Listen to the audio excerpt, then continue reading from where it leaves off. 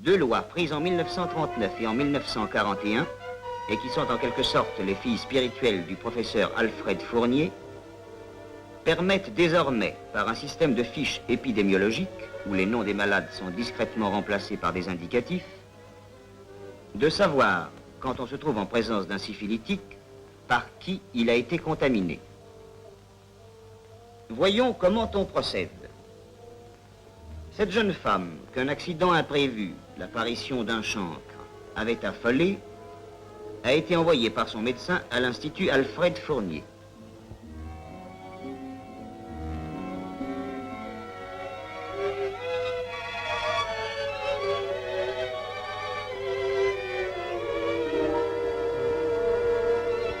On l'a rassurée,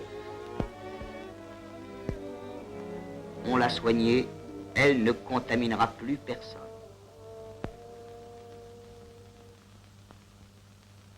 On l'a interrogée. Madame, je me permets d'insister. Il faut absolument nous dire quelle est la personne qui vous a contaminé.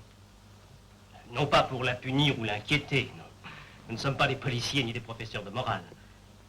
Mais uniquement pour la soigner, comme nous vous soignons. La dame a peur.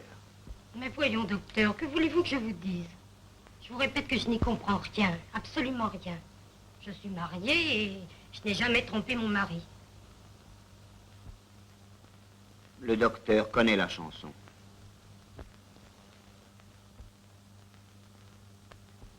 Bien, madame.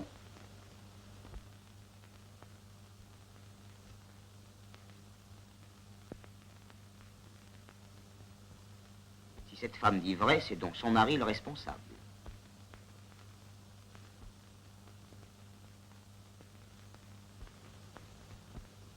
Le mari est convoqué. Il ne sait pas pourquoi ou il affecte de ne pas le savoir. Je comprends rien à toute cette histoire, moi. Un examen médical, pourquoi moi plutôt que... pourquoi? J'ai bien vu dans le couloir en attendant toutes vos affiches sur la syphilis. Alors là, ça, je peux vous le garantir, je l'ai pas, puis je risque pas de l'attraper. Parce que moi, vous savez, pourvu que je puisse faire ma petite partie de cartes tous les soirs, de tout ce que je demande. C'est pas une blague qu'on m'a faite, au moins. Mais le médecin lui explique que l'affaire est sérieuse, qu'on ne l'a pas dérangé pour lui attirer des ennuis, mais bien dans son intérêt. Finalement, l'homme accepte une prise de sang.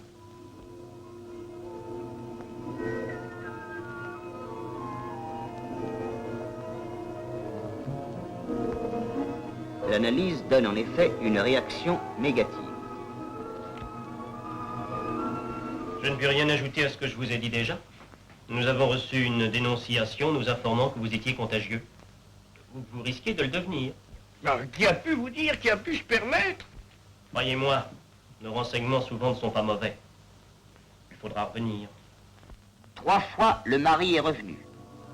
Examen clinique et prise de sang.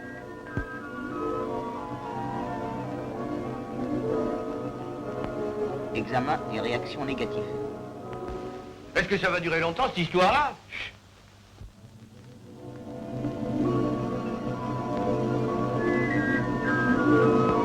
Examen clinique et prise de sang. Examen et réaction négative. Ah, mais c'est pas possible, ça, vous me prenez pour un cobaye.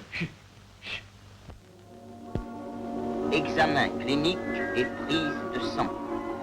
Réaction encore négative. Mais la constatation clinique, plus précoce que l'examen de sang, a révélé l'apparition d'un chancre. Pas de doute, par conséquent, cet homme avait reçu la syphilis de sa femme, il ne la lui avait pas donnée. Le brave homme était effondré. Oh, ça par exemple. Ça par exemple. Le mari est mis en traitement, il ne contaminera personne. De nouveau, le docteur convoque la jeune femme. Écoutez, madame, je vois 200 personnes par jour. Je ne vous connais pas. Dans un quart d'heure, j'aurai oublié votre nom et votre visage. Ça m'est absolument égal que vous ayez eu un amant. Je vous en supplie, dites-nous la vérité.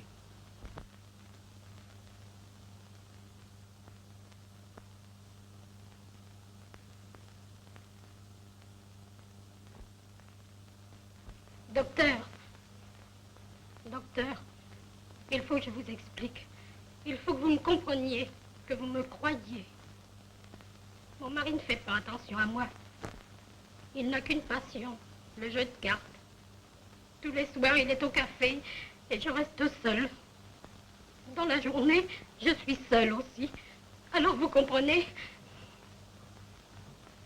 Un jour, je vous le jure, c'est la première fois que je trompais mon mari. Ouf. Le docteur a enfin le nom.